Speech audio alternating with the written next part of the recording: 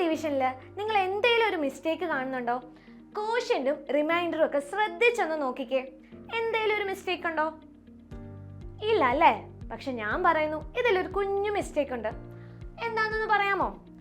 ഞാൻ പറയാണേ. ഈ 69 ഇങ്ങനെയല്ലടാ എഴുതണ്ടേ, 069 എന്നാണ് എഴുതേണ്ടത്. വലിയ മാറ്റം ഇല്ലെന്നാണോ? വലിയ മാറ്റം ഉണ്ടടാ. നോക്കിക്കേ, ഇവിടെ എങ്ങനെ 0 വന്നെന്നൊന്നും പറയട്ടെ. നോക്കിക്കേ, 4 എന്താ 7ന്റെ ടേബിൾ ഇല്ല അല്ലേ? സോ നമ്മൾ ഇവിടെ 0 ഇടുമ്പോൾ നമ്മൾ ഇവിടെ എന്ത് ഇടണം?